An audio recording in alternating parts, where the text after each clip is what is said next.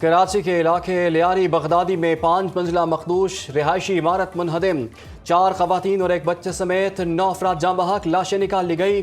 11 जख्मी अस्पताल में ज़ेरे इलाज। 30 से ज़ायद अफराद के मलबे में फंसे होने का खदशा।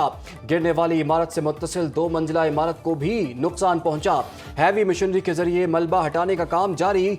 जिना और सिविल अस्पताल में इमरजेंसी नाफिज। हुकाम के मुताबिक इमारत में 6 खानदान रिहाइश पजीर थे। सदर आसिफ अली जरदारी और वज़ीर आज़म शहबाज शरीफ का वाक़े पर इजहार अफसोस।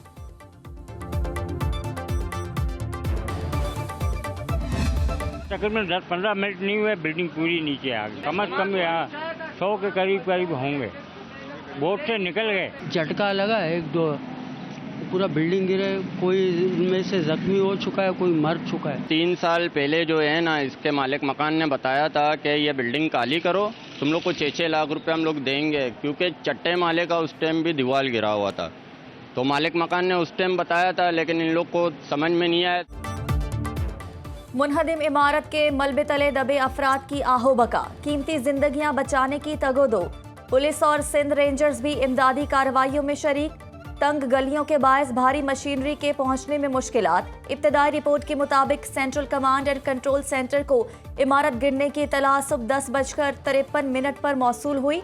रेस्क्यू की urban search and rescue team disaster response vehicle जाए वकुआ पर पहुंची।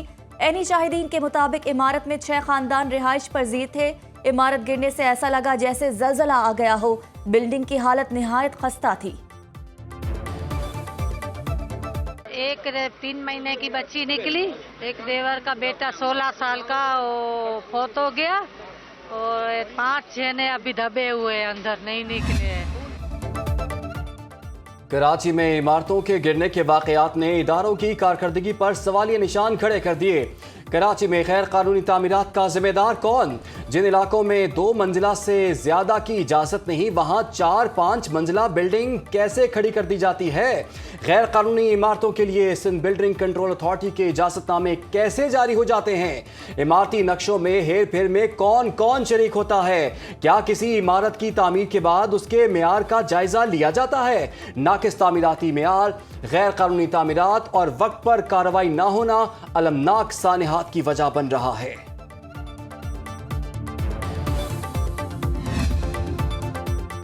वज़ीर आला सिंध मुराद अली शाह ने इमारत गिरने के वाक़े की रिपोर्ट तलब कर ली। रेस्क्यू ऑपरेशन में तेजी और जख्मियों को फौरी बेहतरीन इलाज की सहूलतें फराहम करने की हिदायत। कहा, जख्मियों के इलाज मुआवजे में किसी किस्म की कोताही बर्दाश्त नहीं की जाएगी। इंसानी जानों की हिफाजत अव्वलीन तरजीह है। गवर्नर सिंध कामरान टसोरी का इजहार अफसोस। जख्मियों और मुतासरीन को हर मुमकिन सहूलत फराहम करने की हिदायत।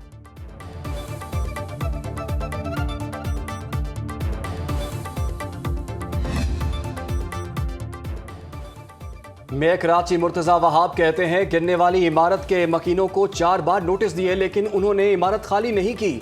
वज़ीर बल्दियात सिंध सईद गनी बोले, कराची में गैर कानूनी तामीरात अजाब बन चुकी हैं। लियारी में 100 गज के प्लॉट्स पर इमारतें बनी हुई हैं। गिरने वाली इस इमारत को खाली कराने के लिए भी मकीनों को कई बार नोटिस दिए। आखिरी नोटिस गुज़श्ता माह 2 जून को दिया गया। मलबे तले दबे अफराद को बचाने के लिए बहुत ही मोहतात अंदाज में ऑपरेशन किया जा रहा है। बिल्डिंग कंट्रोल कवानीन मजीद सख्त करने के लिए जल्द तरामीम करने जा रहे हैं।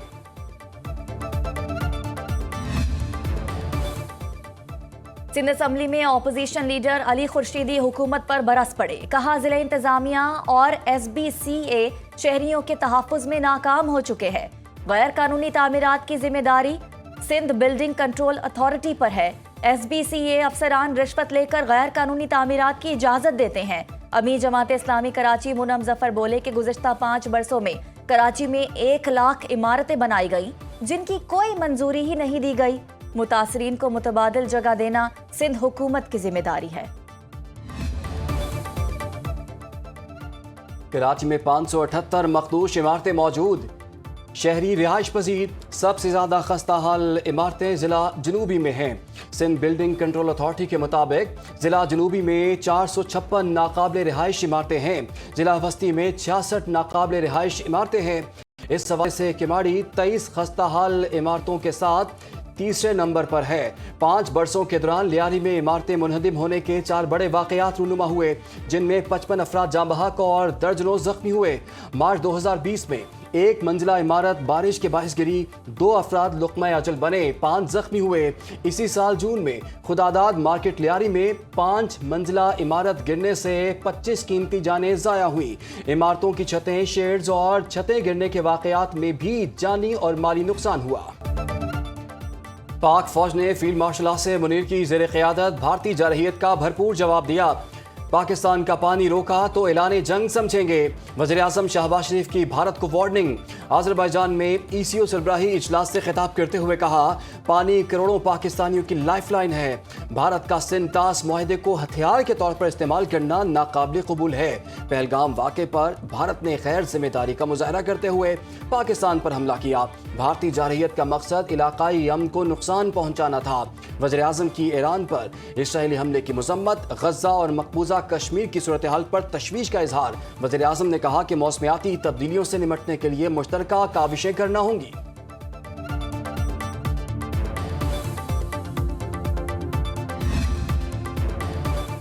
वज़ीर आज़म शहबाज शरीफ की ECO इजलास के मौके पर तुर्किया के सदर रजब तैयब अर्दवान से मुलाकात। दोनों रहनुमाओं का तिजारत, दिफा, तवानाई, इलाकाई रवाबित और सरमायाकारी के शोबों में ताउन मजीद मजबूत बनाने पर जोर। इक्तिसादी ताउन के फरोग के लिए दोनों मुल्कों के दरमियान आला सतह वफूद के तबादलों पर इत्तफाक। वज़ीर आज़म शहबाज शरीफ और ईरानी सदर मसूद पज़ेश्कियान के दरमियान मुलाकात। 2 तरफ़ा ताउन और इसराइल की ईरान के खिलाफ बिला जवाज जाहरियत पर तबादला ख्याल। वज़ीर आज़म ने आज़रबाईजान के सदर इल्हाम अलियव, उज़्बेकिस्तान के सदर से भी मुलाकातें की।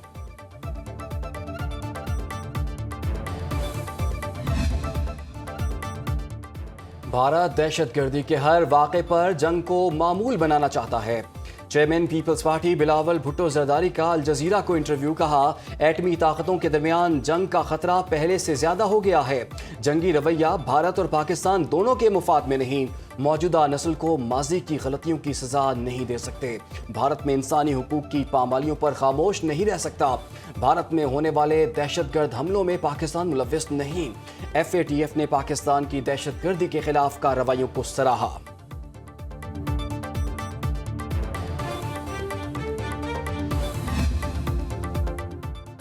SCO वज़राए दिफा कॉन्फ्रेंस के मौके पर पाक भारत कौमी सलामती के मुशीरों की कोई मुलाकात नहीं हुई। तर्जुमान दफ्तर खारजा का कहना है, आलमी बरादरी भारत की बढ़ती हुई मल्टीलाइजेशन और अस्करी तैयारियों की जानिब तवज्जो मबजूल करे। सार्क के फाल ना होने के पीछे भी हमारा मशरकी हमसाया है। पाकिस्तान सार्क चार्टर के असूलों के हवाले से पुरअज़्म है। सार्क का इजलास जब भी होगा पाकिस्तान की मेजबानी में होगा।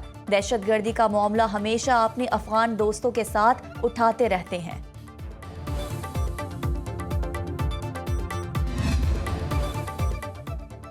स्पीकर, डिप्टी स्पीकर कौमी असम्बली, चेयरमैन और डिप्टी चेयरमैन सेनेट ने एक साथ 6 माह की इकट्ठी तनख्वाह और बकायाजात वसूल कर लिए। ज़राए के मुताबिक चारों ने 85 लाख रुपए फीकस वसूल किए, जो माहाना तकरीबन 19,50,000 रुपए बनते हैं। तनख्वाहें कौमी असम्बली और सेनेट के बजट से अकाउंट्स में मुंतकिल हुई।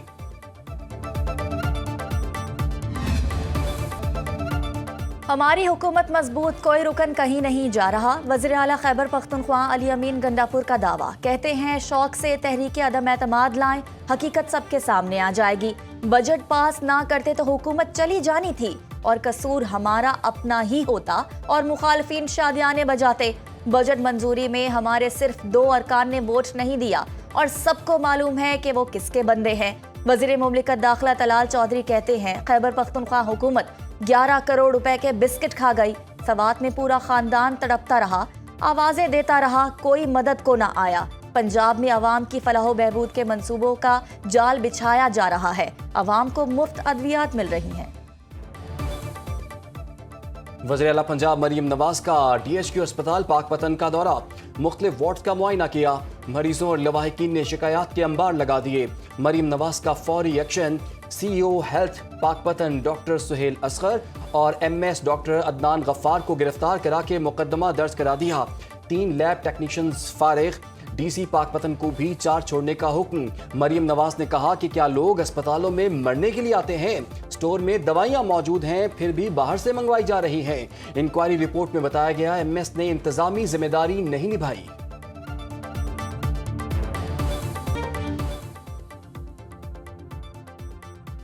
अदालत लाहौर में येलो बस मंसूबे के खिलाफ नहीं मगर केनाल रोड से दरख्त ना काटे जाएं। स्मोक के तदारुक के लिए दायर दरखास्तों की समाअत के दौरान लाहौर हाई कोर्ट के रिमार्क्स। पंजाब हुकूमत के वकील ने अदालत को बताया कि येलो बसें इलेक्ट्रिक है, इस पर सर्वे किया जा रहा है।